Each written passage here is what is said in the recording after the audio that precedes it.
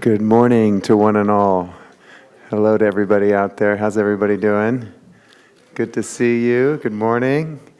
For those of you I have not met, my name is Owsley Brown, and I'm the chairperson of this year's 19th consecutive Festival of Faiths. And we want to welcome those of you who are here for the first time and thank those of you who are returning for coming back, and also thank our audience, which we are able to see and able to track, who are joining us via live stream, and just say how pleased we are that all of you could join us.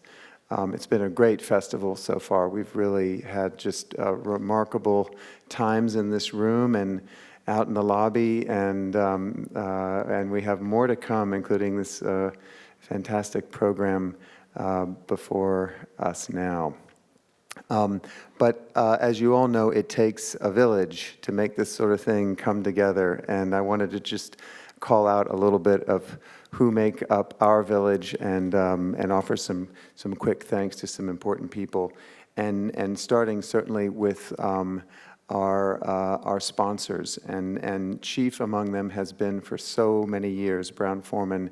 So an extra special thanks to Brown-Forman, and also from the very beginning the Archdiocese of Louisville and many other important local companies here, including Hilliard Lyons, Hospice, Norton Healthcare, PNC Wealth Management, and Wyatt, Tarrant, and Combs. Also, we're pleased to say that this is the first year that we have done our best to be a zero-waste event, and of course, there's a lot to say about that, and I'm guessing that the group that we'll hear this morning might even touch into this territory, but we are doing our best to participate in not putting too much more into the landfill via this event, and we can tell you more about that out in the lobby. But one thing that has not happened yet, and absolutely needs to, is a very specific recognition of who make up our staff. Now, there's a whole nother crew of volunteers that have just been extraordinary, not to mention the production team, but it is our staff, led by our fearless executive director and leader, Dr. Kathleen Lyons, who will introduce our panelist and speaker. But it is our staff that is really absolutely the alpha and the omega of this event. And I'm hoping, fingers crossed, that they're actually in the room with us now. So in an attempt to recognize them by name, I'm going to just quickly ask them to just stand, and you can hold your applause till the end. Let me start by the fabulous Edie Wooten, who's here representing both her husband, Chris, and herself, Nicole Kowalczyk, Keith Runyon, Halita Haddock, who we have to thank for getting Julian here, and the amazing Sarah Reed Harris. So if they're here and could stand up, we could maybe even turn the house lights up just a little bit, and we could please join together in thanking them. Thank you all so much. Without you, we cannot do this. Just quickly, I'll say that this afternoon's program starting at 2:30, and I know Kathleen can tell you about the 12:45 session better than I, with Kenny Azabel and Nina Simons, will be something very special.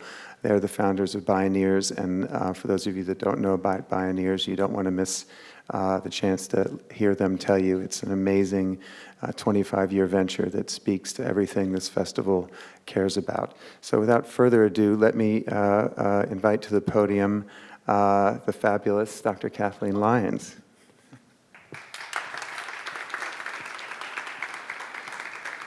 Thank you very much, Owsley.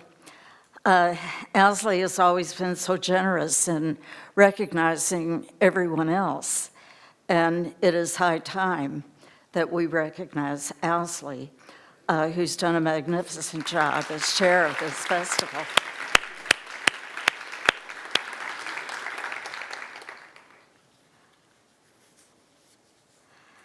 It is my distinct honor and privilege to introduce to you Professor Julian Agyeman, who is Professor of Urban and Environmental Policy and Planning at Tufts University in Medford, Massachusetts. His range of expertise is broad, including botany, geography, conservation policy, and environmental education. He is the originator of the concept of just sustainability, which combines a commitment to preserving nature's ecosystems with safeguarding justice toward all life, human and earth. He has written widely on the subject of justice and equity issues as they emerge from public policy and planning processes that are the outcomes of embedded human-environmental relationships. He has authored over 150 publications, and in addition, is co-founder and editor-in-chief of the international journal, Local Environment, the International Journal of Justice and Sustainability. In 1988, he founded Britain's Black Environmental Network, the BEN, and is currently a member of several advisory and journal editorial boards. We look forward to hearing Professor Agyeman. I want to tell you that we will hear from him, and then we will have a distinguished panel of local experts to comment and to expand upon the issues that Professor Agyeman raises. Following that, there will be a Q&A session, and I'm sure you will be eager to participate with your comments and your questions. That section of the program will be moderated by Gil Holland, who scarcely needs an introduction in any Louisville community. Gil Holland is a Norwegian-American film producer, music producer, and is the co-developer of the Green Building in Louisville, Kentucky. What I want to acknowledge in particular at this moment is Gil Holland's commitment to converting Louisville into a green city. In his work in this effort, he has proven himself as a man who does not ask why. Why have neighborhoods become brown or gray or anything but green? Rather, he is a man who asks, why not? Nulu, the section of town that we love to visit now, is step one in the path to greening Louisville. The Portland area, which is now very much a concern of his, represents step two. This is a man who is not going to be stopped. From step two, we will be moving from 2 greening areas to a greening city, to a greening nation, and who knows what beyond that. We will be hearing from Gil Holland very soon, and he will introduce the panel of distinguished local experts who will respond to Professor Agyeman's talk. And now, while we're very much looking forward to a splendid program, we will do so after 3 minutes of silence. This will enable us to make the transition from all the things that we've been doing and thinking about to what we will be doing and thinking about 3 minutes hence. Let us begin.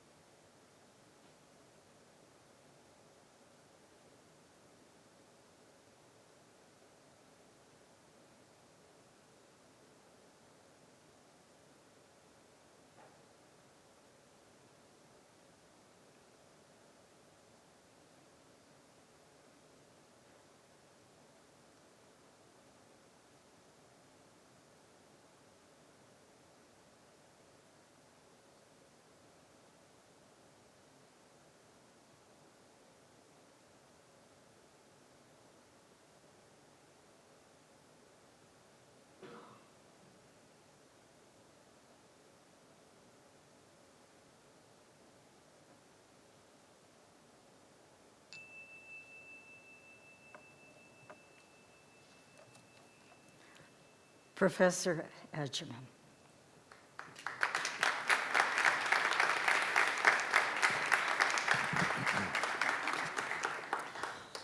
Thank you, and thank you to Louisville for inviting me, and especially thanks to Halida Hattic. Every 10 years or so I get a student like Halida, and she's now been out in the real world for over 10 years, and she's just continuing to achieve some of the things that we hold dear at the Department of Urban and Environmental Policy and Planning at Tufts University. We say that we educate practical visionaries, and she fully fits that creed of being a practical visionary. Feet on the ground and head in the sky of possibility. So, well done, Halida.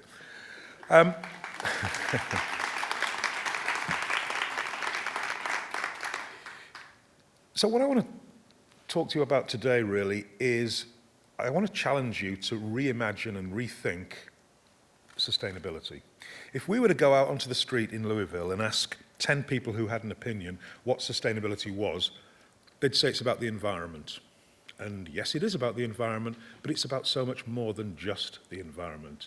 It's about living together in a more socially just and equitable manner. And I'm looking forward to our conversation, because it's by no means clear to me that just having a green city means a more socially just city. So how do we link a green city with a socially just city? And I noticed that at Louisville, when I was walking around this morning, Louisville calls itself the possibility city.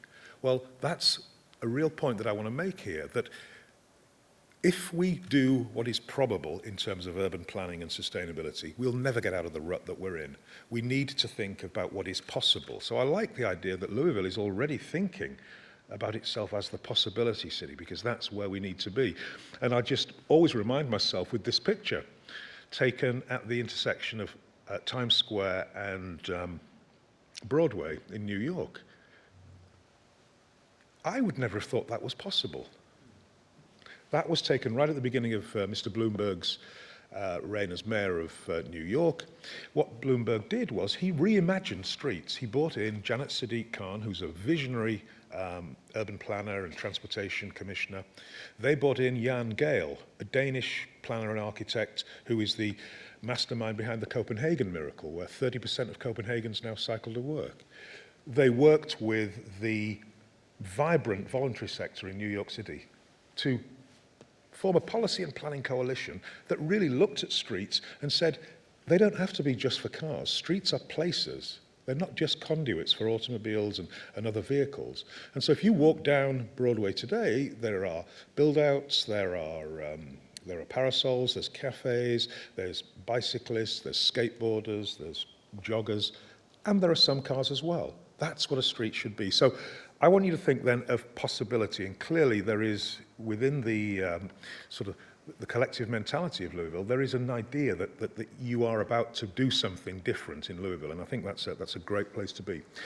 So why then just sustainabilities? Well, I would rather we just use the word sustainability to give this encompassing notion of social justice, equity, environmental protection, but that's not the way it is. Unfortunately, the concept of sustainability has been, I think, veered too much towards the environmental, and it needs to come back to a centre where social justice and equity are really important. So think about possibility as we go through this talk. Think also about the idea of environmental quality and human equality as not being separate aims. It's not jobs or the environment, it's jobs through the environment. And I think this is a theme that's been coming up. We tend to split ourselves, reduce ourselves into these little boxes. I want you to think of environmental quality and human equality as being mutually constitutive, and I'll show you why. But I also want you to remember the last phrase there. Just sustainability is about living within limits. We have limits to our ecosystems, and we are very much pushing those limits locally and globally, and we need to pull back. We really do. We are spending borrowed capital. We're not spending down our capital, we're borrowing other people's capital to live off. So with that, I want to start by challenging us to think about environmental quality and human equality. How do we balance the two together? In the 1980s, I had this idea that, short of coercion, that green campaigns needed to take on social justice. I didn't have any data about this, but when I looked around the world, true environmental well-being was not associated with human well-being. Wherever in the world environmental degradation was happening, it was always linked to human rights abuses. The Amazon, the Niger Delta, all of those places where environmental degradation is happening, human rights and social justice are being trashed as well. I defy you to find a place in the world where there is environmental degradation that is happening in rich people's environments. It's always happening to those who cannot defend themselves. And so I got to thinking, there's something going on here. What is this? In the early 90s, I did an interview for the BBC with Greenpeace UK, and I wanted to find out, did Greenpeace in the UK feel that their organisation represented multiracial Britain at the time? And the quote, and some of you will laugh and some of you will cry, was, "Equity's not an issue for us, we're here to save the world." And you know, I understand what Greenpeace mean. Greenpeace felt, as do a lot of environmental organisations, we're saving the world for everybody. We're practicing equity if we're saving the world for everybody. What could be more equitable than that? But the point is, they didn't look at the board of directors of their organisation. They didn't look at who was working for their organisation. They didn't even look at the agenda their organisation was following, which was decided by this largely elite group of people who were the board of directors and were the workers in that organisation. So equity is not just about some outcomes, it's about a process as well. And I am going to say a little bit more about environmental organisations and how they're constituted, because if they stay the way they are, I think they're going to become increasingly irrelevant because they will speak less and less for the majority of Americans. It wasn't until the early 2000s that myself and a group of others started to look a little bit more in depth, and we found some journal articles, one in the Journal of Environmental Economics, which looked at a correlation, not a causation link, but a correlation between social justice and environmental protection. The examples they gave were the Nordic countries, Sweden, Denmark, Finland, Norway, and they took some data on social justice, number of women in parliaments, access to medical care, access to education, prison populations, etc., etc. And on all of those, the Nordic countries are very good. They then looked at data on environmental protection and found that those countries were also the countries with the strongest environmental protection laws in the world. And they looked at countries that were trashing their environment, and they were also trashing their people as well. So they made a tentative link between the way we treat each other and the way we treat the planet. And they are not unlinked. Now, I'm not saying that there's a causation here, but what I'm saying is there is some link between social justice and environmental protection. But it wasn't until this book came along, and I don't usually advertise other people's books. I'm an academic. I want you to buy my book.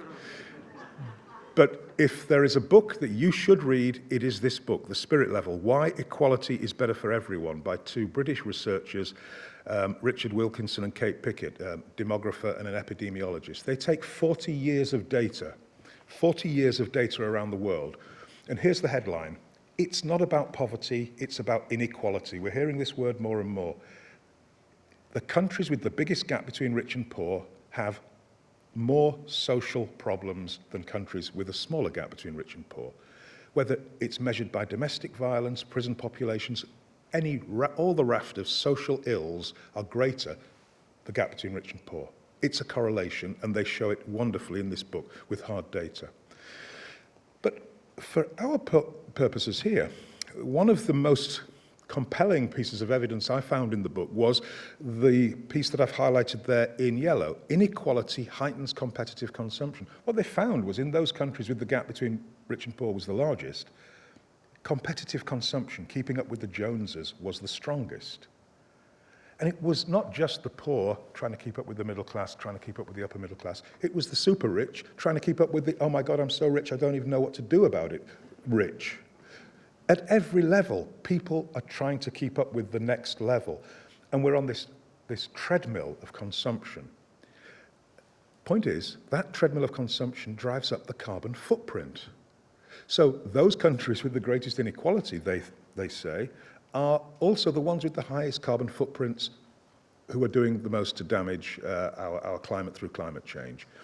The headline, therefore, is if we want to mitigate against climate change, now we're already going to have to adapt to what's happening already, but if we want to mitigate further damage, we need to start looking at inequality in nations and between nations as another way of bringing down our carbon footprints. I don't hear Bill McKibben and some of the leaders of the climate change movement talking about this. We're still talking about the science. Let's get off the science. That's in. Let's talk about inequality and some of the ethical and moral reasons why we should be doing something about climate change. So if we really want to understand sustainability, our focus should be on both human equality and environmental quality together. I think there's absolutely enough evidence to say, let's stop separating out environmental quality and human equality, social justice and environmental protection. These are too interrelated, and the reason why we're not doing well on either is because we're not linking them. But our problem here in the United States is that we have two separate social movements. One is the movement for environmental sustainability, and the other is the movement for environmental justice, or what Ramachandra Guha calls the environmentalism of the poor. Environmental sustainability, the green movement, is largely dismissive of social justice issues. That's not to say that green activists don't support social justice campaigns, but what they don't want to do is muddy the water. They don't want to link their campaigns to social justice. And I won't go through all the data, but those three quotes that I put in there, Warner, Pearsall and Pierce, and Portney, show that systematically cities on their sustainability websites are ignoring issues of social justice and equity. They are not making the links. I urge you here in Louisville to start making those links. You have great opportunities here, but you also have, you know better than I do, some great inequities in this city that need to be addressed alongside your greening strategies. Because, you know, I don't need to tell you, but walking along some of these new green areas, we know who we're going to see, and they look like you. We need to see all Louisvillians in those green areas. Green isn't an exclusive kind of thing, and it shouldn't be. So let's think about then these ideas of environmental justice and greening as being ones that we can think about together. Now, I don't like to think about separateness. So my students and I in 2003, we said, well, okay, is it really true that there are two separate paradigms, the environmental justice and the green paradigm? Or is there a middle way? Is there what we would call a just sustainability?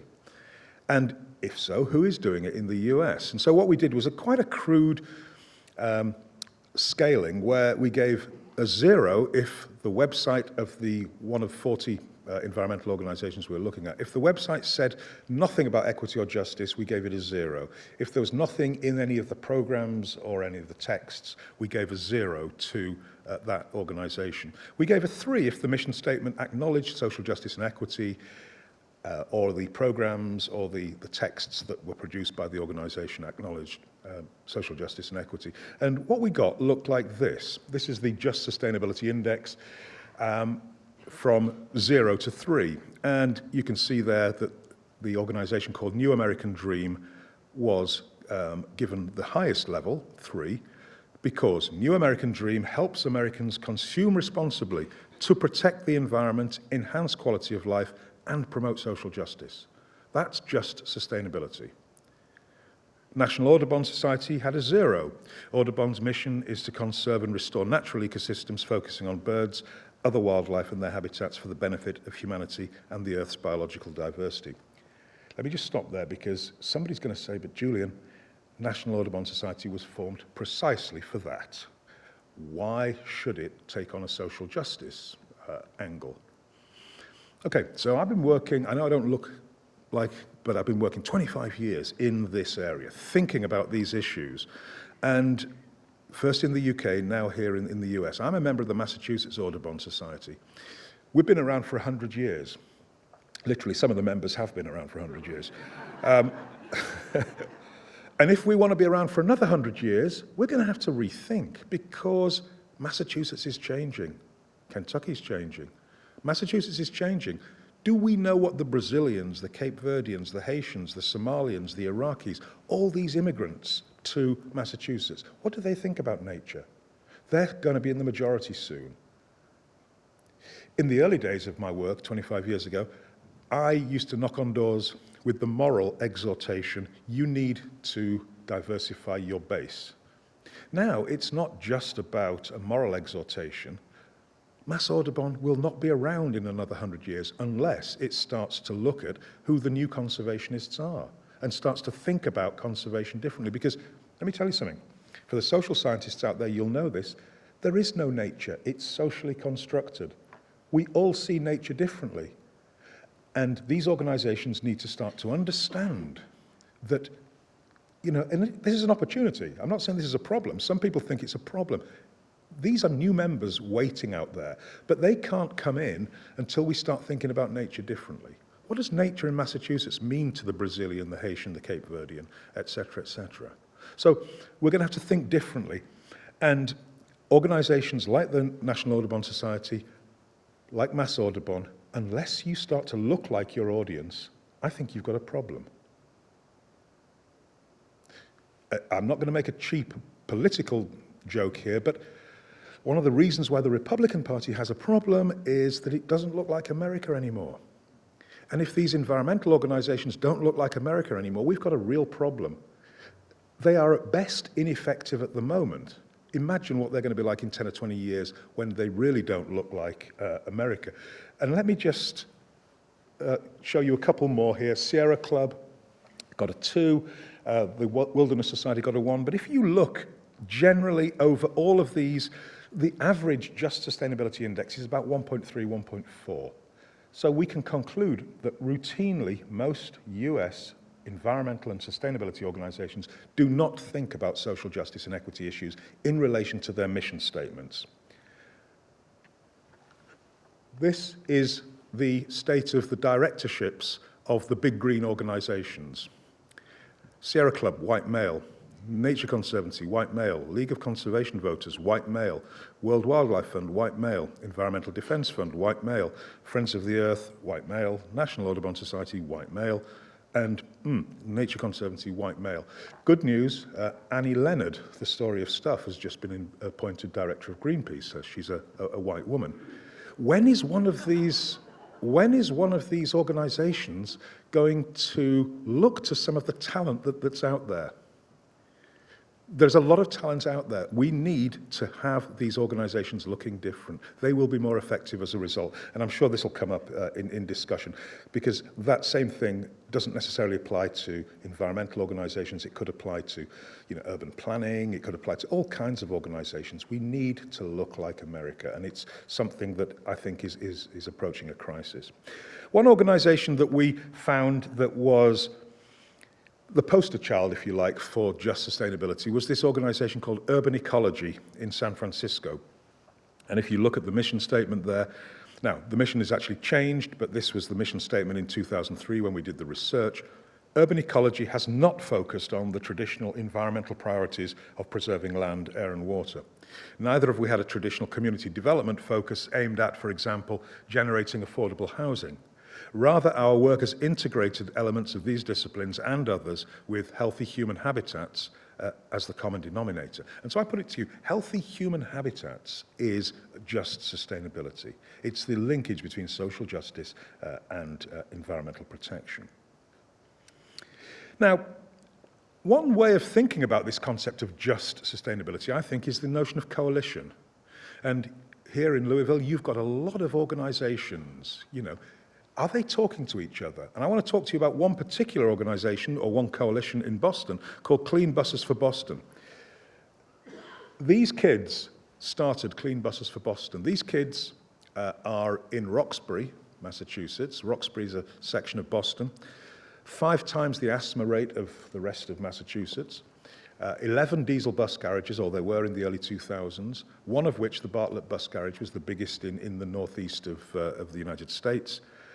And the kids noticed, because the little masks say, fresh air please, the kids noticed one day that there were 150 buses in the garage idling for hours.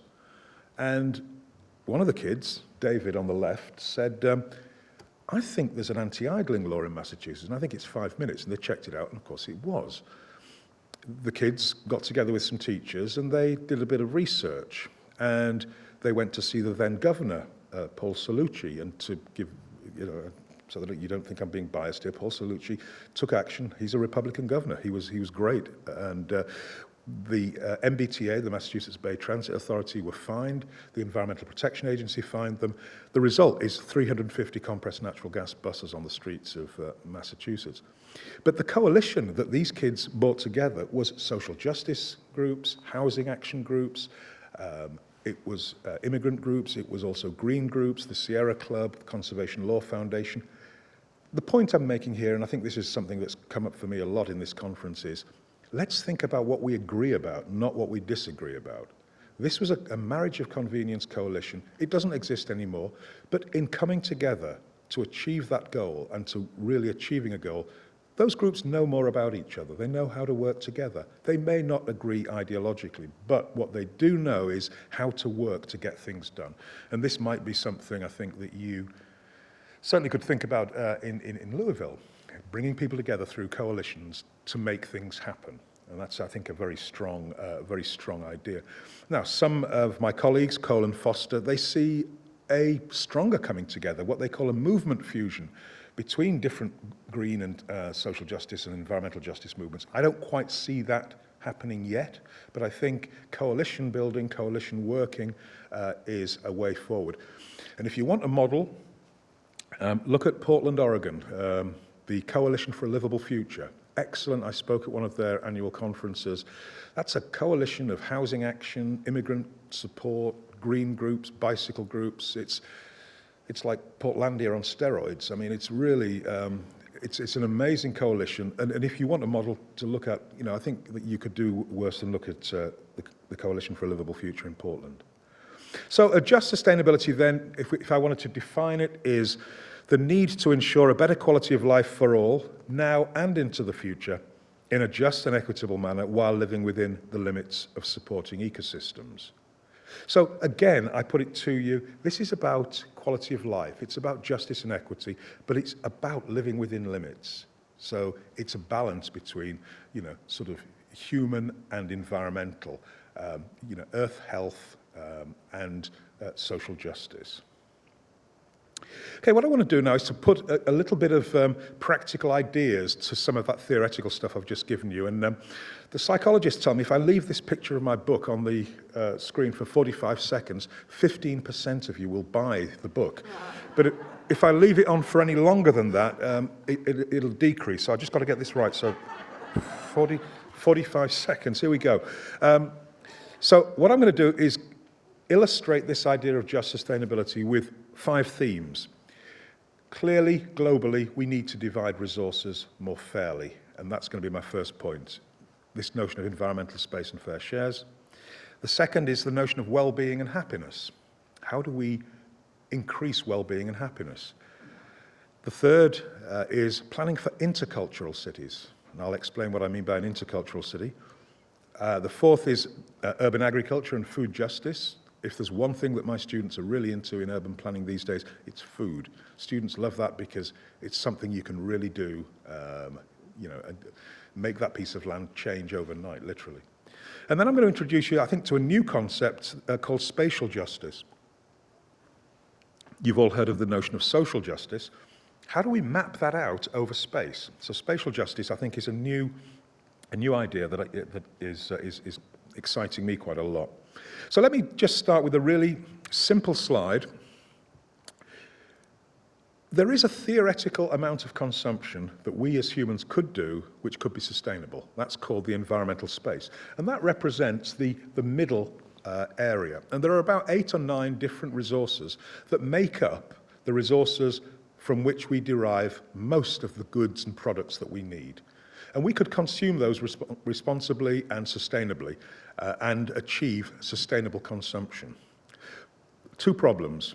Number 1, we in this room are all living in the overconsumption zone, above what I call the profligacy ceiling, that top line above which we are eating into nature's capacity to regenerate itself. We're in that zone.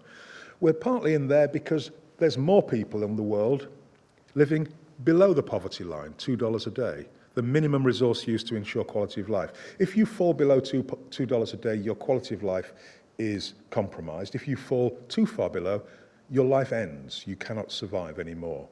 And that I call the dignity floor. So there is an area then between the dignity floor and the profligacy ceiling where we could consume responsibly. Now, we, 4.5% of the world who are Americans, are consuming 25% of the world's resources. To me, that is the most dangerous statistic on the planet, 4.525.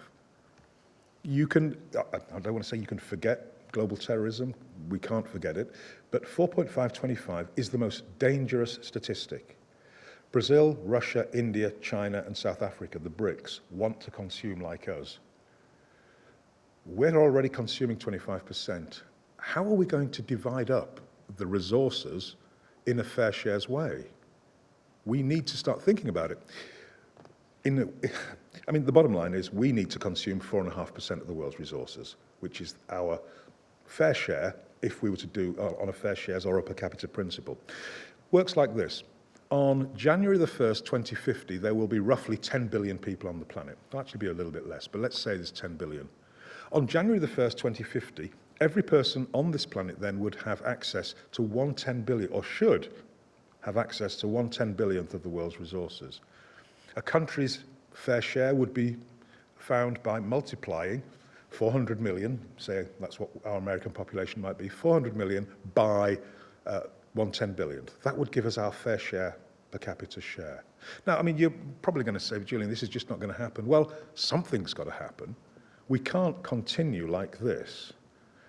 I mean, you know, those BRICS, Brazil, Russia, India, China, South Africa, they're not going to allow us to consume, to grandfather in this excessive consumption. They're not going to allow it because their populations want to be able to consume. So we either talk or we fight.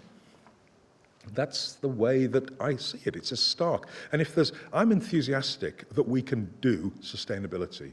We've got the power, the brain power. We've got the science. We know what we need to do. We're just not doing it. And so we either talk about a more equitable distribution of resources, or we end up fighting for the resources and scrapping over resources. And I tell you, I'm pretty sure I'm with everybody in this room in thinking that, you know, we are Homo sapiens sapiens. We are sapient being. You know, we know how to get out of this, so we need to do that. Now, let me just show you some of the data here. On the left is the target. Oh, sorry. On the left is the resource. Okay, the different types of resources: energy, non-renewable materials, land use, and other resources. Those are the resources that make up most of our resource consumption on the planet. Now, these were calculated for Europe because, guess what? I don't think the US really wants to calculate its own environmental space targets. I think it comes as a little bit of a shock, quite honestly. So the resource on the left, on the right is the target reduction we would have had to have met by 2010 if we were going to get that sustainable consumption by January the 1st, 2050. We're not even in the ballpark. We're not even setting the alarm to get out of bed, to get our clothes on, to get to the ballpark on all of these scores. The scores down the middle are the changes needed by 2050. And you can see substantial changes. We're not anywhere near. And if there's one part of achieving a just sustainability that I'm least optimistic about, it's this. It's not that we can't do it, it's just that we're not moving anywhere near fast enough. And, you know, this is where the IPCC comes in, you know, with its, we've got a 15-year window to, you know, to stave off the worst of climate change. We won't die out as a species anytime soon. But if you want to see inequality become really bad on this planet, let's let climate change do it for us, because it will do it, and it's already doing it now. Who dies most in Chicago when the heat waves come? What happened in Katrina? Whether you call it climate change or not, that's what it's going to look like. And so we know what it looks like, and it doesn't look good to me. Oxfam, always good with solutions. Oxfam have changed that chart I showed you a little bit And they've calculated this concept called, well, it's called the Oxfam donut, because it apparently looks like a donut, but it's called the safe and just operating space for humanity. On the outside rim is what's called the environmental ceiling. And there are 9 environmental conditions that we must stay within. We're already outside on 3 of them, which is climate change, biodiversity loss, and on nitrogen loading. On the inner circle is what's called the social foundation. These are issues like food, water, income, education, resilience, voice, jobs, the human factors. And in between that, if we can get those right and we can stay within the environmental limits, we could have a safe and just operating space for humanity. So do take a look at that. I mean, if you go to Oxfam 2012, it's a very interesting, very easy visual to understand where we are as a humanity in terms of trying to get to a place where we are environmentally responsible, but we are also socially just. The second area that I wanted to talk to you about was this idea of well-being and happiness. What's really interesting at the moment is that cities like Somerville, Massachusetts, next to where I live in Cambridge, Somerville, the mayor of Somerville, is looking at indicators of well-being and happiness for Somervillians. He's doing surveys. It was in the New York Times. The city of Seattle is doing the same. The state of Maryland, the French government, the UK government, looking at how does policy and planning, how does government policy and planning contribute to happiness and well-being? Can it? It shouldn't just be about how much this party's going to tax us and how much this one isn't going to tax, and it shouldn't be just about financial or quantitative things. It's about qualitative issues, and that's what I want to dwell on here. And this is, I think, a wholly more optimistic area for social and just sustainability. The organization called New Economics Foundation, whose logo is in the middle of that book there, they developed this 8-point manifesto for well-being. I'm not going to go through all of these, but if you look at those factors of well-being, all of them are doable. All of them are being done in certain places, but I don't know a city or a state or a nation that really has enshrined all of those in its policy making and planning. I want to take, though, one of those, create an education system to promote flourishing. I want to take that one and just illustrate something that I think will interest you and will really, I think, materialize this idea of what a just sustainability is about. So straight out of university, I taught high school geography, 1980. In summer of 1980, a young kid comes up to me, David, and he said, "Sir, what do dumb kids like me do now we've finished our exams? Sir, what do dumb kids like me do now that we've finished our exams?" Nothing in my training as a teacher had equipped me to say anything to him. I just looked at him. I didn't know what to say.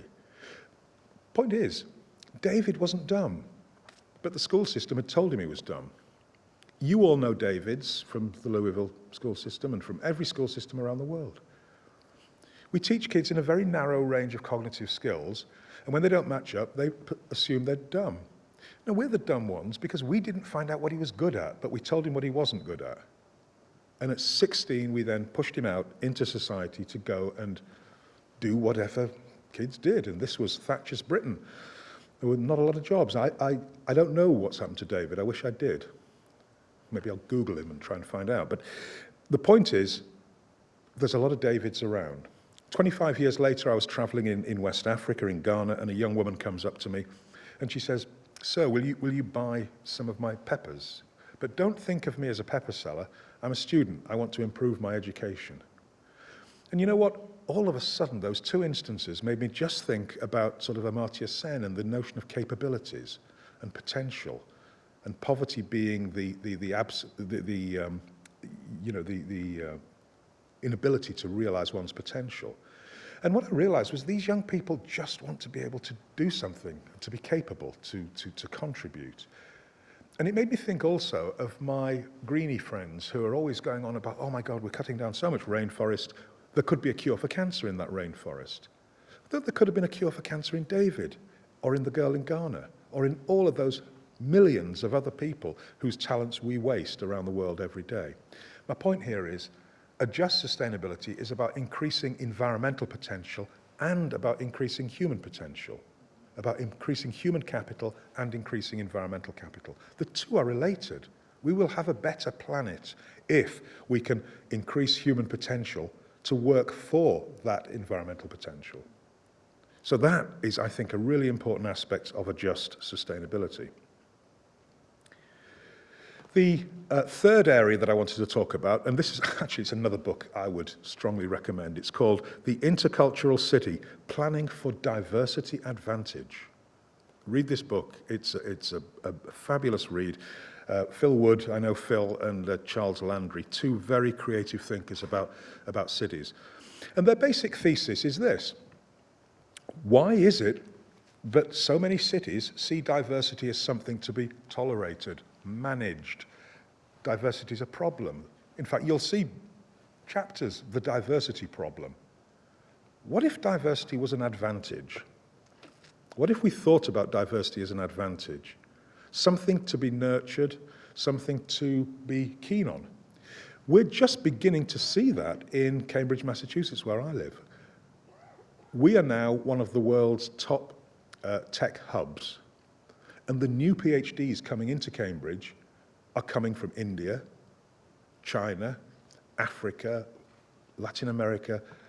They are very diverse. There's a new diversity of highly skilled people, and these people are an advantage. We need to start thinking of diversity as an advantage. And so the idea of interculturalism then says diversity is an advantage. It says that we need to think about public spaces, which I'm going to go on to talk about. We need to think about our public spaces differently. We need to think about our institutions differently. Because you wouldn't know it, but Boston is now a majority-minority city. 53% of Bostonians are now people of color. Do the institutions of Boston reflect that? Well, no, they don't. They haven't changed. And so interculturalism says, as the population of a city changes, the institutions need to change to reflect that population. And until we do that, and until we start seeing issues like cultural competency as being important, then we're not going to move forward. And just on that, I mean, I was shocked to find that my students did a survey of all the 85 accredited planning schools in the United States, 85 accredited planning schools. None of us, including mine, had a core curriculum class on cultural competency. We all talk about social justice and equity, and that's right.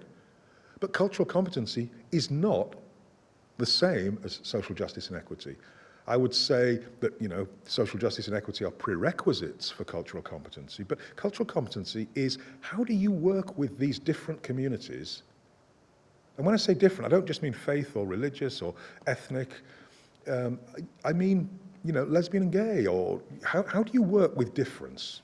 How do we work with difference? And if urban planners, who are the ones who are going to be helping communities to build better, more sustainable, more just communities, if urban planners aren't thinking in this way, or aren't trained in this way, or don't look like the communities they're working with, then we've got a problem. So we're now looking at sort of retrofitting issues of cultural competency into our core curriculum, because it really is important that our students go out with some confidence that they can actually work with communities and not make mistakes. I mean, that's one of the things. I mean, our students are frightened of making mistakes. How do we equip them not to do that? So the fourth area that I wanted to talk about was this idea of urban agriculture and food justice. And I've got 4 interesting pictures there, and you're probably thinking, how is he going to make links with those 4 pictures? Well, let's give it a go. Take the bottom right. This is, and I've forgotten the guy's name now. I wish I could remember his name. But he's a tobacco farmer. So a link with you guys. But he's in Maryland. So he's a tobacco farmer, and he and his wife, about 3 years ago, noticed that there are about 140,000 African immigrants in the Washington, D.C. metro area. And they want to eat African foods grown in the United States. So the sign there that says African produce is not some place in Africa, it's George Bowling and his wife's farm. That's what it's called, George and June Bowling. So they have started growing African foods. And they've got a very good business now from Africans coming out from the DC area to, number one, help find out what will grow, but also to pick their own foods. So I say this for several reasons. Number one, there's an entrepreneurial streak, as you know, within America. And this entrepreneurialism is catering to the new immigrant through agriculture. But secondly, and I think even more importantly, what is local? You know, we've got this obsession in urban agriculture, buy local, buy fresh, buy local. In an intercultural society, what is local anymore? Because those Africans in DC think their food is local, and it's grown fairly locally, so they're all happy that that's local food. But that's probably not what some people might say who are more entrenched in an idea of local as being geographically local. The Filipinos in San Diego, I read an article just recently, they see their food as local food. The Canadian Chinese farmers in Vancouver, 15% of farmers in the greater Vancouver region are Chinese Canadians. They see the Chinese crops they grow as local food. If those people in the food movement insist on calling local food what should grow in a place, then we will cut off the rest of a bigger movement for change. I think we need to be reflexive, and we need to think about the notion of localism as being self-defined. If this gets a bigger movement for healthy, locally grown food of whatever origin, then let's do it, because we will have a bigger, more powerful movement as a result. So the two top slides, interesting as well. Top right is New Roots Farm in San Diego, and New Roots is one of 50 immigrant farms. My university, Tufts, has one called the New Entry Farming Program just outside of Boston. And it helps new immigrants who are interested in farming learn about the weather and farming within the different parts of the United States. So again, a way of helping new immigrants settle through urban agriculture. The slide on the top left is, I think, very interesting. These women are from Oaxaca in Mexico, and this is their farm in Seattle. What they've done here is they are not only eating culturally appropriate foods, they've created a space that looks like the garden that they had and the gardens of I think it's the Mixtec people that have developed over hundreds of years. So what they've done is they've not only created a wholesome supply of local food, they've created what's called an autotopography. They've inscribed themselves and their culture on the landscape. And for those of you who know about urban planning, the big story now is placemaking. It's what you're doing in Nulu. You're making place. You're making authentic place. That's what these people are doing through their immigrant farming. It's another form of placemaking. We should be encouraging this because this is helping new immigrants both to settle here, but to remember who they are in terms of their place, back home. And I don't have the quote with me, but there's this beautiful quote that one of the women wrote about how, they love it in their new country, but, to center themselves, they like to feel this place that is almost like home. It's a little bit of home over here. And so I think that's, again, another way just of looking at this idea of urban agriculture. It's not all about whole foods. These people are carving up a whole paycheck. They are carving up a new form of agriculture, and we should be welcoming of that, just as the Scandinavians and the Germans did 150 years ago. My final theme is this concept of spatial justice.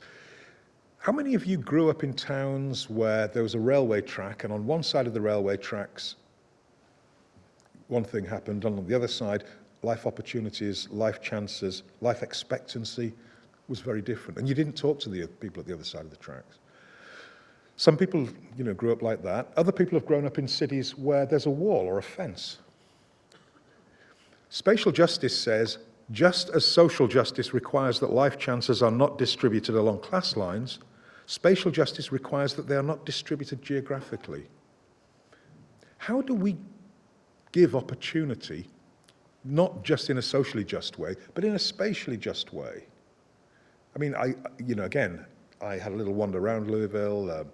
Alita's husband, Jeff, took me on a drive around. I got to see some stuff, but clearly there are lines. Maybe some of them are unofficial, but there are lines. How do we eradicate the lines? And so next two slides, I want you to think about, how do we create the space for encounter? How do we get people to talk, to contact, to mix? Because one of the dangers is separation, people separating. Inequality will do that. It will separate us.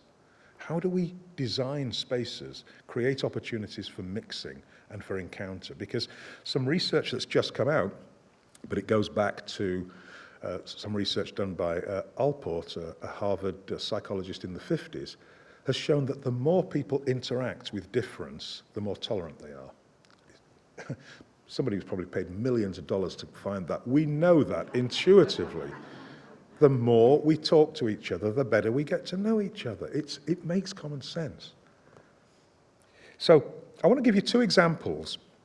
I want to think about urban parks as one example, and you've got a great opportunity with the new parkland down at the river, I see.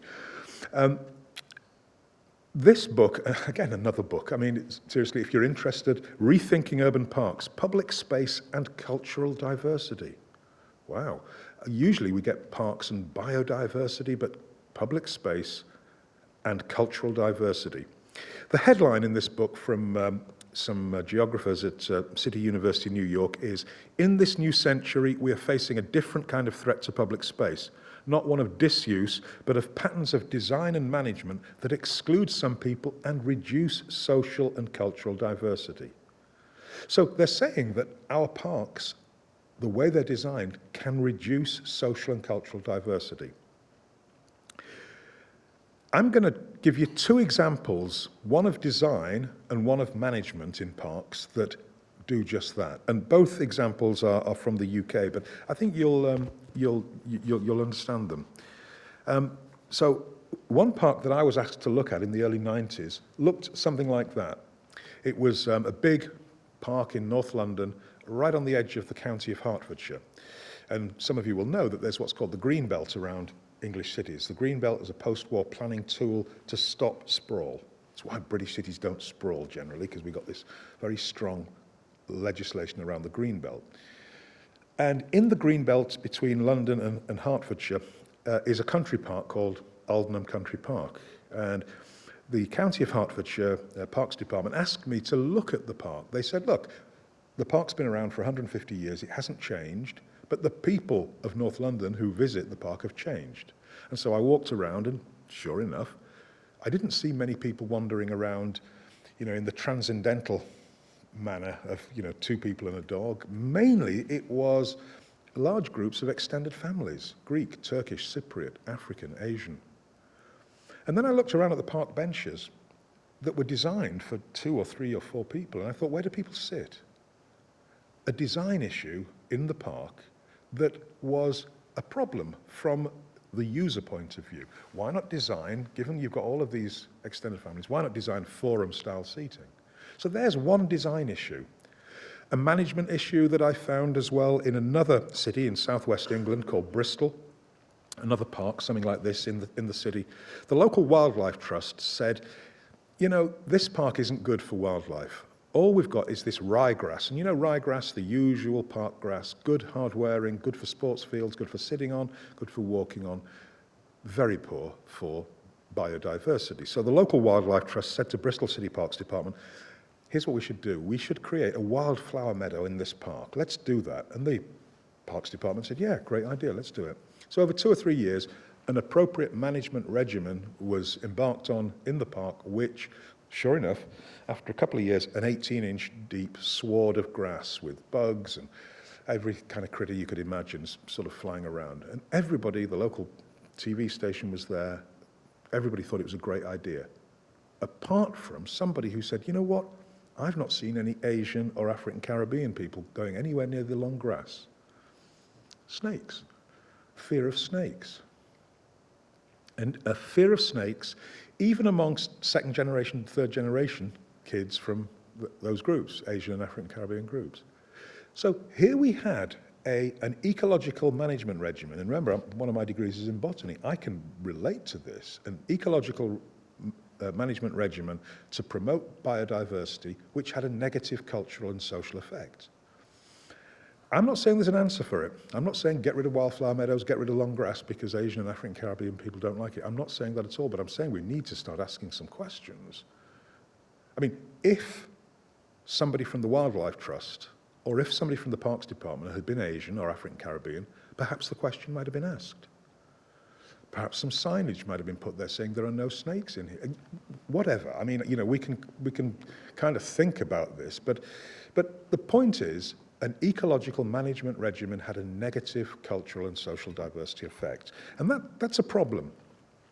But again, the point is, it comes back to this notion of contact theory, this idea of Alport's that in parks, in public spaces, we have the opportunity to create encounter, and that interracial interactions that occur in leisure settings, parks, have the potential to be more genuine and sincere compared with the more obligatory interactions that take place in formal settings like the workplace, where other hierarchies come into being.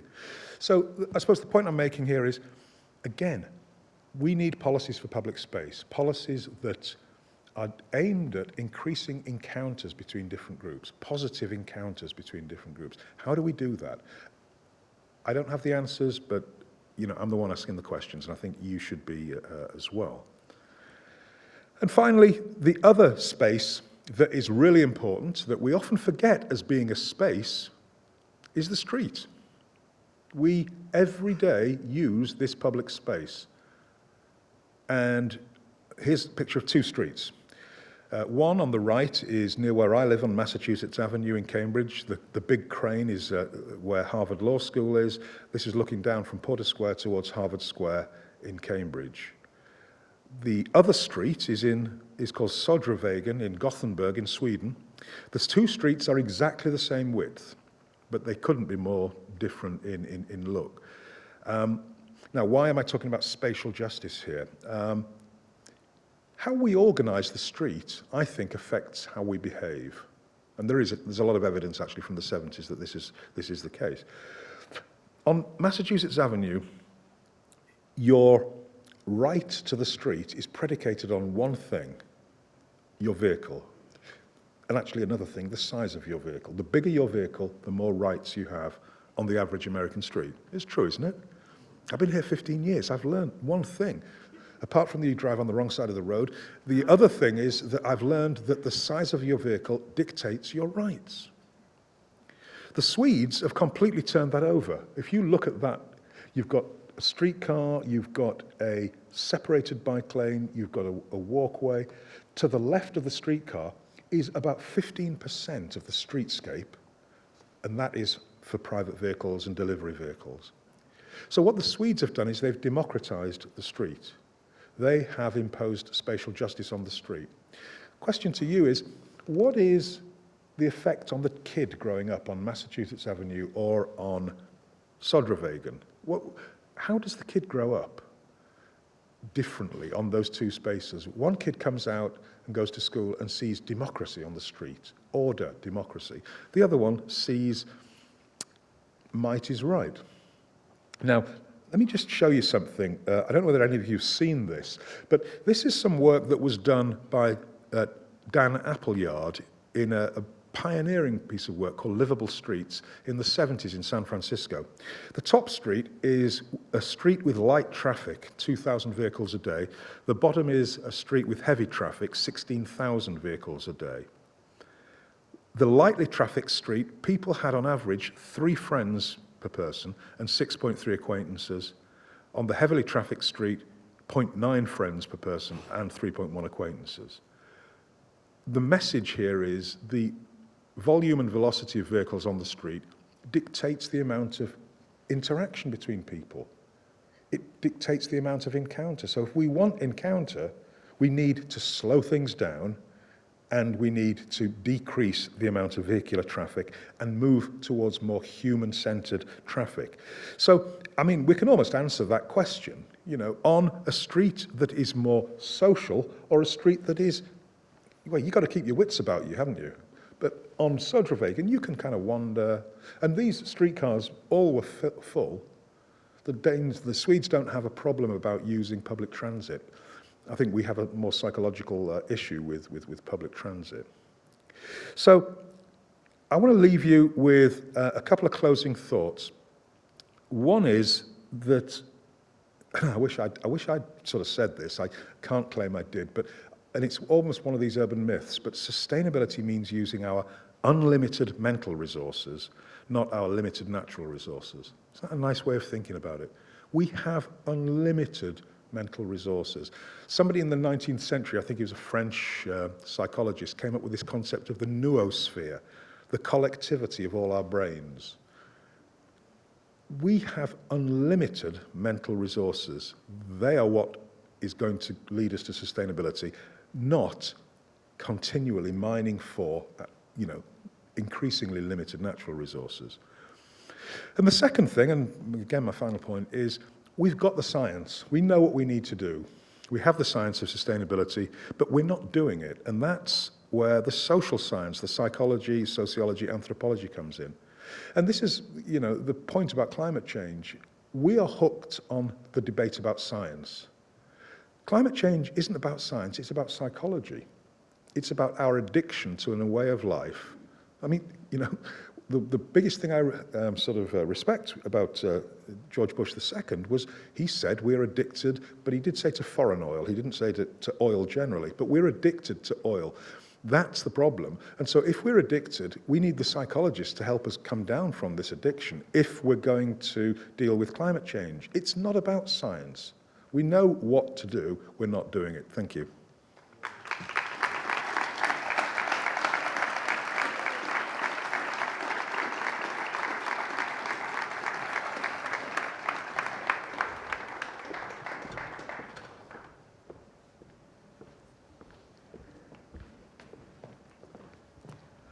All right, Dr. Agyeman, that was awesome and thought-provoking. I'm going to ask everybody to just stand up for a minute while the other panelists come up. You can talk amongst yourselves for 60 seconds as to what amazing thoughts you have going on in your brain right now.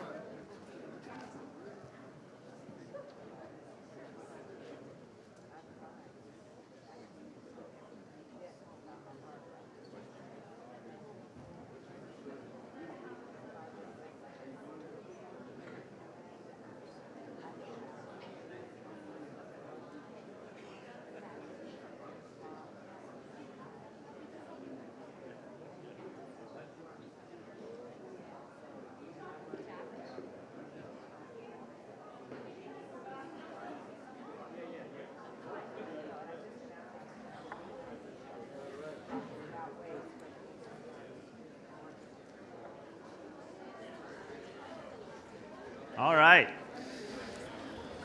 So I am, first of all, I have to say how psyched I am to be on the stage at Actors Theater, because I don't know if Dr. Agyeman knows, but there are plays that we have started here in Louisville that have gone on to become movies, that have gone on to be Oscar nominated and played all over the world, and it is a tad intimidating, but also super exciting to be on the stage having seen so many great performances. And yours is up there among the best. So with me, I have, to my left, Ted Smith, who's the director of the Department of Economic Growth and Innovation with the city. Teresa Zawacki, who's the executive administrator for Brownfields and Local Food Initiatives, and also an urban garden expert. And Gina Dunlap, the assistant director at Metro Community Services and Revitalization. And I'll just start with Ted. What's your initial thoughts? And maybe say a little bit about some of the things that maybe we are starting on in this direction. Well, first of all, I mean, it was a fantastic talk. Thank you so much. And it's always impressive when somebody can promote other people's books. So I don't have a book, so I don't have that problem. But I thought that was just really nice that it's a big conversation. Yeah. It's a global conversation. It's for everybody across the socioeconomic spectrum. And I'm always curious when things can be just a little bit out of balance. I love justice. Obviously, justice is an important part of our democracy. But what we've recently been studying as a community is compassion. And so often I jump from mercy, which is often sort of in opposition to justice as a mental kind of frame, compassion as a friend in mercy. And I think our road, at least as I've seen it, and certainly as our mayor has set it out, our road to getting to sort of the right side of history and the right side of humanity, I think has a lot to learn from this compassion exercise, which is not a highfalutin notion. It is a down on the street, in service, servant leadership, being involved in actually making that change that you want.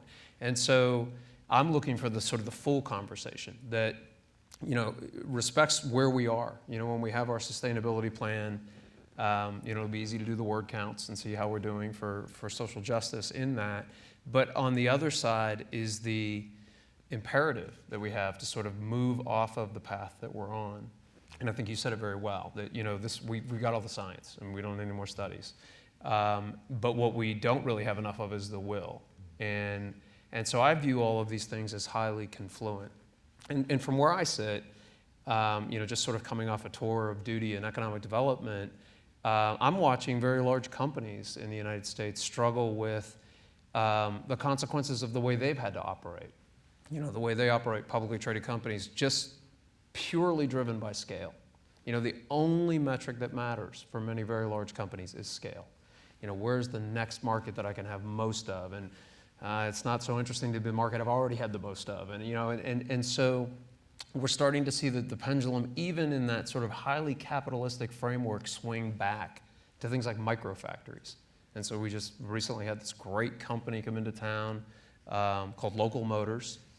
Sounds like what it is. It was formed on the idea that maybe you could build a little factory that made the transportation resources that the city that it was in needed, and really not for anybody else necessarily, right? And so I sort of look at that, and here was, in our case, General Electric having that great insight that maybe we should make appliances for the people of Louisville and get good at understanding, what they need and how to anticipate that. And so for me, this is all very confluent. This is not about sustainability and do we have enough humanity in our sustainability agenda. It's really, do we have enough humanity in all of our agenda? And are we really thinking about this from, as you said, a commonsensical perspective? It is just common sense that you should want to spend time with your neighbors. It is just common sense that we should want opportunity for all peoples, right? And so I think we're just getting our lesson in common sense. And so I'm delighted to have this conversation. It's very timely, and this is the right crew to start it with. Teresa. Well, I want to echo Ted's compliment to you. I thought your presentation was thought-provoking and very relevant to a lot of the things that we're working on here in Louisville. And I think I want to build off Ted's experience working with the corporate sector to my experience working with the nonprofit sector and the academic sector in a lot of the things that I deal with on a daily basis. So brownfields, local food initiatives. For folks who aren't familiar with brownfields, this is a concept of underutilized or abandoned property that has either actual or perceived environmental contamination that frustrates its redevelopment. And in so many areas of the community, and really in every area of the community, there are properties that are blighted because of a perceived or an actual situation involving the soil or the groundwater. And beyond those two issues and beyond the concept of the blight itself, there's this perception of how the community relates to that property. What does that mean for your daily life? There are places that you can go in this city where there are single-family homes that are occupied by families that are right across the street from very large, very heavy industrial properties, some of which are in active operation and some of which are, quite frankly, not. They're idle. And so how the lives of those people who are in those houses, in those neighborhoods, are affected by those conditions, I think is really relevant to the work that a government does. Likewise, with food initiatives, I think there are opportunities to learn from the nonprofit sector and to learn from folks who've been working with issues of access and food justice and hunger, as well as obesity, in understanding how local government can provide support to those efforts and provide an understanding for ourselves as government employees and also for the community about those issues. So learning from folks who are active with neighborhood organizations, active with food access issues is really important to my work. And has given me a good perspective sort of on the lay of the land, literally the lay of the land, as well as the community's relationship to those issues. So I think it's all very, as Ted said, connected and related. Gina. Yes, I have to agree. This is a very big topic. I appreciate sort of the additional lens that you've given me in terms of how I approach my work. I've been working in community development for 10 years here in Louisville, Kentucky. I am born and raised in this city. And so I've seen, our very own neighborhoods sort of change and evolve with the way the world's changing and evolving, particularly economic drivers. In a lot of the older neighborhoods, things are significant change. Evolution has been driven by, industrial shifts, population shifts, the aging population. All of that has had a significant impact on how we actually use and integrate with the built environment. One of the top priorities that I'm focusing on right now has to do with vacant, abandoned, and underutilized properties. Vacancy being driven by the housing market in particular, abandonment being driven by a lot of other factors, and then underutilization, like Teresa mentioned, with some of these larger industrial sites and the environmental contamination. What I find is that when I'm trying to explain as a government official to the community why things are the way they are, there's a lot we can say about the past, some good, some bad. The community tends to be somewhat reluctant to not see any, judgment in how those things came about. And I don't think that's something in Louisville, Kentucky that we can deny, that when it comes to allocation of resources across Jefferson County, that there is an imbalance there, a historical imbalance. And so I prefer not to concentrate so much on the past, but definitely we want to understand the why or how we got there, because what we have today really is a possibility. It's an opportunity to do something better, to do something different, to be innovative, and to do it in a really smart and thoughtful way that wraps in environmental issues, with economic issues, with other social issues. This is our time and opportunity to look forward and really make good on some of the potential, that's here. So, particularly with a lot of the people I come in contact with, it's hard to talk about being green when you're trying to survive on a daily basis. I think what we really have is a lifestyle challenge here in Louisville. So if you are affluent and if you have all of your basic needs met, it's sort of extra and easy, to do some of these green things. Like we recently passed a law about how you dispose of yard waste. Okay, so we need to put those in paper bags now, or we will be going forward. Well, they're expensive. It's a dramatic change in how people maintain their yards. But from a community development perspective, that's exactly what we want people to do, is maintain their yards so that the neighborhood looks great. And we want them to do that in an environmentally friendly way. But, there's also the practical aspects of asking people to do that. So I think when people are, when their basic needs are met, they certainly have a lot more latitude and opportunity to think beyond that into some of these sort of higher concepts that go with sustainability. So I do appreciate having this added lens to look at my work, and I think we do have a lot of opportunity to do some really great things going forward.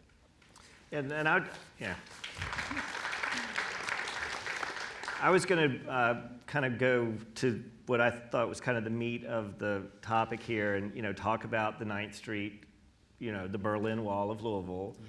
Talk about the fact that most of the vacant, abandoned, underused brownfield properties are in this part of town, which also has, Portland Elementary School, only 4% of first graders are ready for elementary school when they get there. low-income housing, I think in America until like 1980 didn't even require insulation. So like, yes, we would build it, but then now there's this economic justice issue with people paying, a huge percentage of their, monthly salary to the utilities company just to stay warm. So then we have other projects like Project Warm, which do good stuff.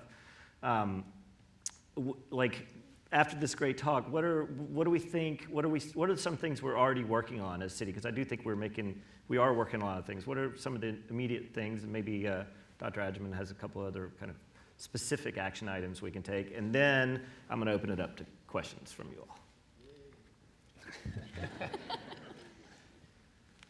Want to take it?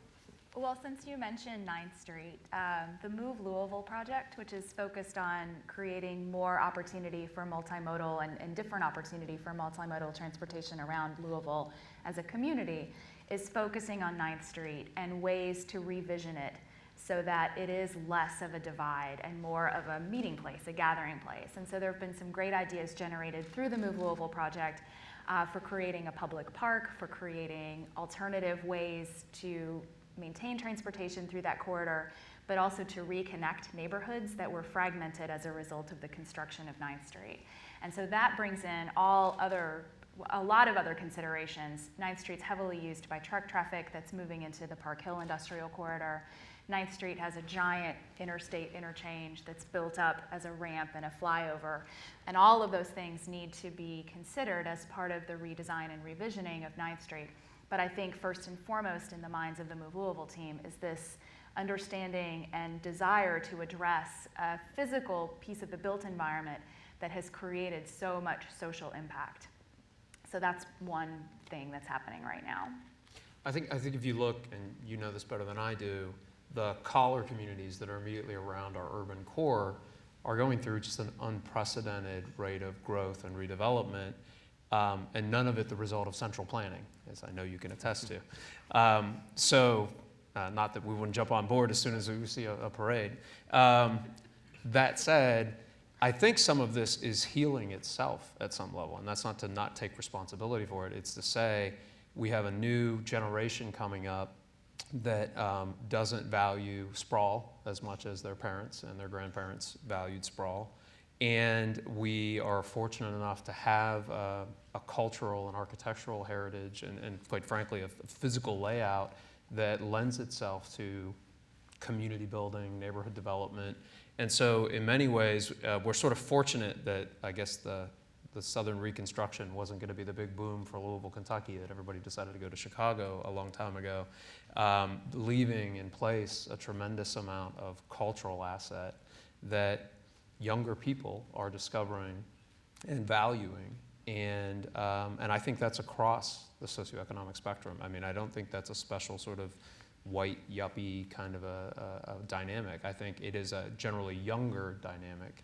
And I think we have a lot of catching up to do to make sure that in the case of public transit or however you want to think about connectivity, that we make it easy for people to make those decisions.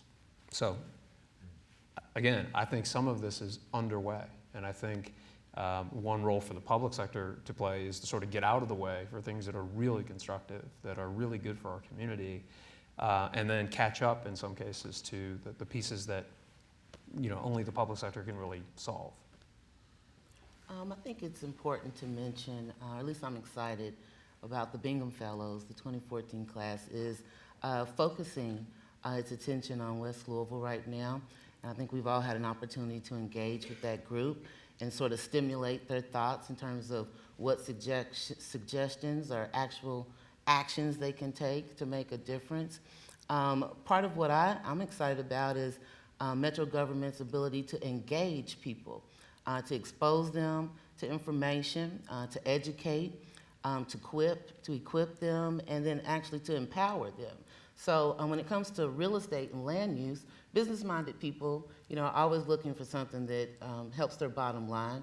And I think there's a lot of opportunities west of 9th Street for people to take advantage of. But when I say take advantage, it's not about taking advantage or, exploiting the opportunity, but doing something that's more organic in terms of respecting the people and the generations that have been there to date, while also welcoming in new, fresh, innovative people, and sort of having that cross communication and interculturalism that really does improve the quality of life. So the more that we can expose people, even those, who've been in Louisville for a long time, who just aren't aware of what's going on West of 9th Street and what the possibilities are, sort of demystifying those stereotypes, I think that's always a positive thing. Yeah. Dr. Agyeman, would you like a final comment before I open it up?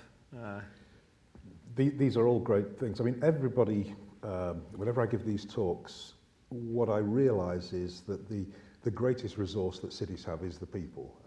Wherever I was in Phoenix recently, and I was thinking, why am I going to Phoenix? Why am I going to a city of 1.5 million in a hot desert? That's unsustainable. Why am I doing this? and it is unsustainable. And actually, somebody wrote a book about Phoenix, calling it the most unsustainable city in the world. But what's happened is it's bought everybody out. And the mayor, Greg Stanton, introduced me, and he said, one great thing about this city is we want to make change. I invite anybody to come to my office with good ideas, and we'll think about them. And so I get this energy, whether it's since I was in Cincinnati a couple of months ago and here in Louisville, there's an energy for change. And it's one of the things about government is you have a hard job in the sense, you're all smiling, you do have a hard job, I don't need to tell you that, but you have a hard job in getting people to accept that you're making change. You're not often the best at trumpeting some of the changes that you make. So I can see a lot of good things that are happening here, and and I always make the offer once I've spoken at a place to help, and I'd love to come back. I'd love to actually visit. I usually just come in and go out again. I'd love to visit some of these areas. So next time I'll come and I'll We'll do it. I officially invite you to come back to do an idea festival. We'll do a tour of we'll start with Nulu and then go over to the Portland and Russell neighborhoods. But there are lots of things that cities can do. Let me give you one example of, I think one of the most amazing things that a city, not in this country, but in Brazil is doing. Brazil, capitalist country, but the city of Belo Horizonte in northern Brazil is about 2.5 million people. In 1992, they decided we are going to abolish hunger in our city. The mayor developed with a whole range of social organizations and unions, developed a strategy around two concepts, social justice and food with dignity. The city actually supports the price of certain foodstuffs. So if you're on benefits, you get food that is supported at a certain price. The wholesalers can sell to the wealthy at the market price. There are popular restaurants, people's restaurants, which, again, food with dignity. These don't look like poorhouses. These look like really nice restaurants, which you get really good food at. Less than 2% of the city's budget. School performances have gone through the roof because kids are going to school, with good food. In 20 years, there's been a marked increase in performances. I was at a conference, and this young woman was saying how she was a single mother, unemployed, and then she heard about this city scheme it's a women's empowerment scheme. They were given a lot. They were given a long-term lease on it. They were given training on urban agriculture. She now sells food to her daughter's school, organically grown food, and she trains other women in urban agriculture. And this is in a capitalist country. This is not socialism. How is it that cities in Brazil can do this? Well, one thing is it's conspicuously about social justice. Now, if you look at food plans for our cities, or you look at Toronto, you look at Seattle, any big city's food plan, it says equity, a more equitable food system. You've got to be explicit about social justice. If you're not explicit, you don't trip over social justice and say, whoops, there's social justice. It doesn't just happen. It has to be intentional. So I do say, when I hear the word compassion, I get it, but what does compassion look like in policy terms? Because social justice is measurable. What are your indicators of compassion? How are you measuring through the budget and sort of allocations process, how do you measure compassion? All right, that's a great. All right, let's go to Dr. Gilderbloom. Hello. I want to first thank for doing this. This is one of the few spaces actually where we can actually, as the University of Louisville, can actually come and speak and interact with people and so on. And I want to also congratulate my editor here, who's, I just learned 15 minutes ago you accepted another article of mine about Louisville and about thinking about environment and so on. It was close. And I would buy his book. It is great. It is. I read it in one night. It was beautiful, and he pointed out all the good things and so on. It'll be required reading in my class as well.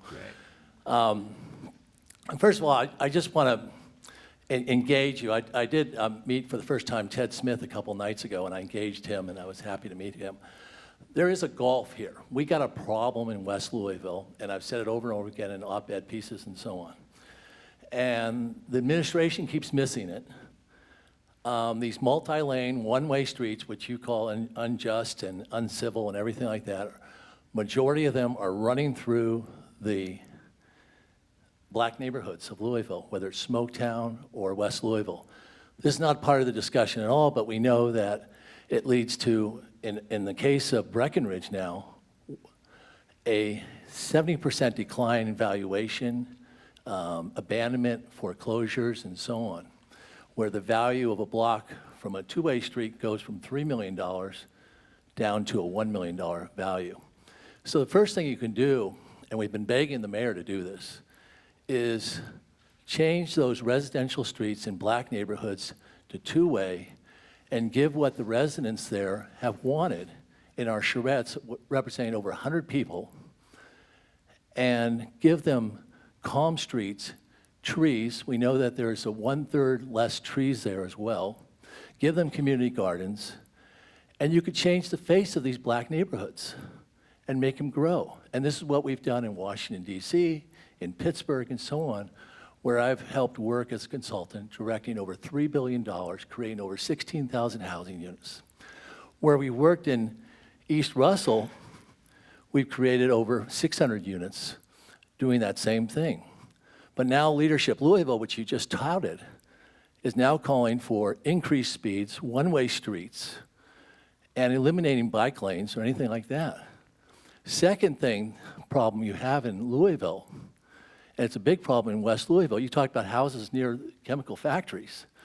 We have an article that's going to be coming out very shortly, along with 2 medical journal articles, is that we have one of the most worst air, worst water, and soil in West Louisville. And people are dying. And in these areas, up to 100,000 people prematurely die by 10 years. In other words, living in West Louisville or going to school in West Louisville because of the toxic waste and the brownfields is causing people to lose 10 years of their life. Statistically proven. And that's a really scary thing. It's not just a few neighbors or something like that. I work with people in the Blackleaf. I've never seen you guys at the meetings, but I work with the Blackleaf Association, and we see children with lead and poisoning in their hair and in their bodies. It's disgusting. And how can someone even think about taking people, letting their children go to these schools? And this is all correlated in these academic research that we publish. The third problem, I think, is this divide. It's just not a wall between 9th Street and so on, which exists, but there's this divide between government and the University of Louisville. We are not at the table. We don't participate in Leadership Louisville. We're not asked to do any research. They've given out $2.5 million in research to consultants from all over the world, but we're not part at the table. Yet we're ranked as the 23rd best planning school, a little bit behind Julian's. So we need to, and I feel emotional about this. I came here to make change, to make a greater environment. I lived in a great city, San Francisco and Santa Barbara. I drank good water. The soil was good for planting and so on. But you folks can do so much to change. What Gil has done in Nulu, I fully support. What Gil is trying to do to change the streets from one-way to two-way, I fully support. And there's like what we called yesterday, the pockets of hope. There is pockets of hope in East Russell. There is pockets of hope in the Highlands, Nulu, and perhaps in Portland as well. So I just want to lay it out. I know it's all happy, happy talk and so on. But what concerns me also, and I raised this with Ted, is there's going to be an expansion of a chemical plant coming soon to Louisville that no one's talking about. And how much more dangerous is that going to be? That's 12 blocks from the university. So I leave that with you. I love you all. But let's make this Louisville a great city. It used to be in 1906. Come on. Thank you so much. Dr. Gilderbloom's always writing and talking about good. We have a microphone right here. There's another question back here next. Yeah, I have worked with inmates, so the David concept, I see tons of Davids, and that the visuals are really powerful. What came to mind was for instance, the recent spate of violence we've had in Louisville with the youth, you know, and the thing with the buses where they took charge of that. Ted, your concept of eggs, those eggs came to mind. It's like, and Anthony Smith, who's trying to work with this kid. I mean, this just doesn't happen where people are involved, where they feel like they're part of change and what's going on. So I'm thinking that maybe we could work with the kids to get involved in your whole egg concept. And the other thing that comes to mind with Leadership Louisville, we've priced that out of anybody's range who wants to be involved in that, in the West End, or you know, in the lower, you know, a lot of times the companies will pay for people to go through Leadership Louisville, but the people we really need to involve don't have those kind of jobs. There are scholarships, but we do need more. We need a lot more. We need to get the kids involved. And right now, I actually live in Indiana, right across the river, Exit 0, and I'm thinking I need to go back to my neighborhood association, whose meetings are actually painful to attend, and I don't think anybody's here from. Since it's Indiana, I don't really have to risk that. That's a whole other divide we need to deal with. But they're painful because we don't invite the renters. You know, we have the same tired people trying to do the same tired things because we just don't invite the renters to get involved because, you know, it's the protective people. You know, right now I'm trying to figure out a way, and been working on this, trying to figure out a way to sneak in some of my inmates into work in my garden because that's that whole other piece. And again, I think I'm okay because I don't think anybody here is from my neighborhood association.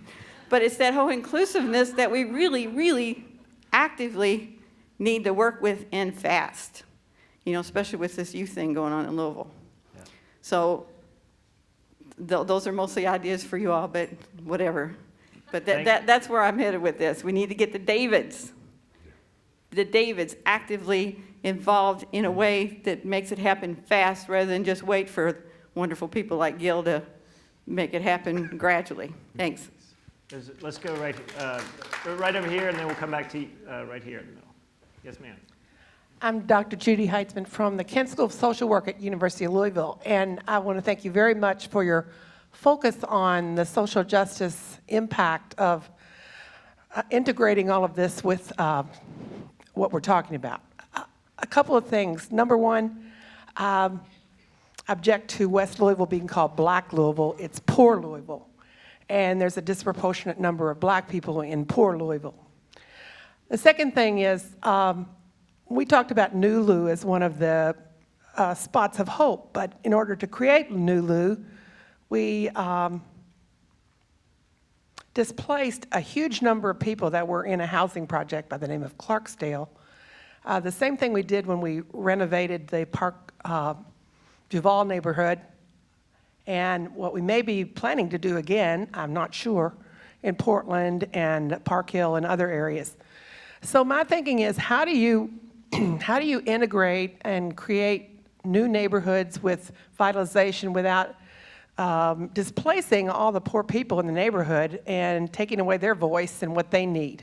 And some of this was spoken to, but I'd like to hear more from the panel, and particularly from this young woman who's representing that neighborhood. Thank you. Whose name I didn't get. I'm sorry. Thank you. Gina. It's not Ted. Gina Dunlap, and you make some valid points and observations. And, you know, I agree that this is really not a race issue per se, as it is, you know, a class issue. And to the extent that, you know, from a planning perspective, it makes sense to calm down a street or plant more trees, you have to be sensitive to the fact that the residents that are there, you may like the way the street configuration is, and that's what helps them interact more with their neighbors, or the cost associated with maintaining trees that are planted, that's going to fall on the residents there. So the process is what's really important in terms of how those decisions are made. And so people need to be engaged. There needs to be, you know, a table set, and they need to be invited. And the other part to that, though, is that the ones you want to invite into the conversation, who ultimately are going to help arrive at the solution, need to be equipped to do so. So, you know, they've got to have the same information that everybody else is privy to, so transparency becomes important. And then they've got to be equipped and encouraged and supported in mobilizing. So, you know, west of 9th Street, there are at least 10 different neighborhoods. And as the professor pointed out, their diversity is growing in those neighborhoods. There's large immigrant populations that are migrating to these neighborhoods. So the fragmentation amongst the residents of those neighborhoods is probably the biggest barrier to effectively mobilizing so that you can have a voice in the conversation. I don't think anybody wants government to come in, however well intended, and gift, you know, two-way streets when that perhaps, you know, disrupts what is already going on in a neighborhood, and those residents feel perfectly fine with it. At the same time, there's always a mix. You know, there's lots of diversity, different situations in any neighborhood, and anybody that wants to create change or improve the quality of life there has to factor in what's currently going on and realize that there is no one-size-fits-all solution. But I believe the process and the engagement throughout that process and letting or allowing residents to be a part of the solution is critical there. Yeah, I don't think that's optional. I mean, it's sort of interesting because, I mean, I know these were questions. We didn't have a lot of chance to answer here. So I would say that, you know, if you look at the bigger history of our area, you know, we're just digesting city-county merger. That stuff doesn't happen overnight. We all understand. We're working that through our system.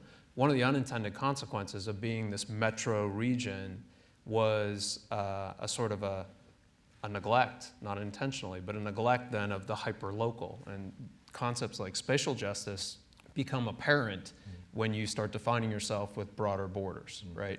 And so we are just now having that conversation around West Louisville about, well, who cares the most, right? And I think, and I don't mean to be critical of the professor, but this notion of, well, we'll yell at government, we'll yell at central planning to go fix it.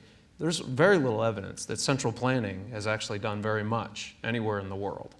And so when I look at the nature of pollution, I mean, the air quality thing, I actually know a lot about air quality. And, you know, it's actually something that we all share. And so if I take a chemical company and I move it out of Louisville, you would be a fool to imagine you won't be breathing whatever it emits, because we all share a thin film that surrounds the planet. So the notion of how we will solve these problems is very different. You know, it's not get out of my backyard, you know, I'll chase you out. It's, okay, how do we deal with the realities of overconsumption? How do we deal with the realities of disenfranchised classes? There are problems to own. There are no simple answers. The government's not going to solve it for you. As the president likes to say, the government's not going to turn the TV off at night for your kids, right? So, you know, there is an element of personal responsibility here.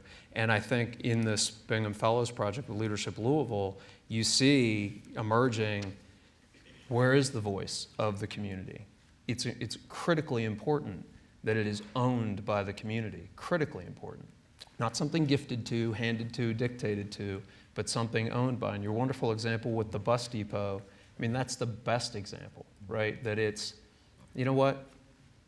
We can figure this out together. And I do expect government to come to the table when we're going to have a constructive dialogue to work on this together, because we understand the moral hazard of not actually working on it together. So I'm very encouraged that after we've digested merger, we have to come back to a phase that is a little more local to make up for the things that we then missed in the sprawl. And I just want to jump in and say that this is, again, going back to what I said earlier about what we as government can learn from community organizations and nonprofits that are working in these areas. When we approach problems in communities, taking an approach that's more like a community empowerment model and more like a community development model works for us. When we go at it saying, here's our resource, people go do what you will with it, that tends to be a little off-putting to folks and a little bit more like throwing up a barrier than providing an opportunity. So one of the things that I wanted to recognize is the good work that the university is actually doing as part of that community empowerment model, particularly in the context of brownfields through the Center for Environmental Policy and Management. The center has been our community engagement partner for the past at least 10 years to create community dialogue in places and in ways that the city is itself not likely to succeed in doing. And so by creating a platform for a common understanding of what can be a very technical and complicated and scary issue, we have had great success in understanding from the community perspective how we can best use the resources of government to address a problem. Great. All right. A couple of housekeeping. Sorry, there is no more time for questions. I'm going to give a couple of housekeeping notices, and then we're going to have our 3 minutes of quiet thought. First, there's a book signing in the foyer immediately after this session, and it's really amazing. He brought all those other people's books to sign. Sorry, I couldn't resist. There's a lot of options for lunch nearby. We also brought in a vegan food truck, a vegetarian food truck, which has some meat options as well, called Genius in a Box, which is across the street. And then at 12:45, so in 18 minutes, we will start a workshop in the mezzanine, exploring ways we can use intention, prayer, and ritual to bring spiritual presence and sacredness to mundane family dynamics. Those of us with children can also appreciate this, this workshop. And I will ding the bell here and thank everybody for a very thought-provoking, enlightening conversation that will live on in this community and in our minds for a long time.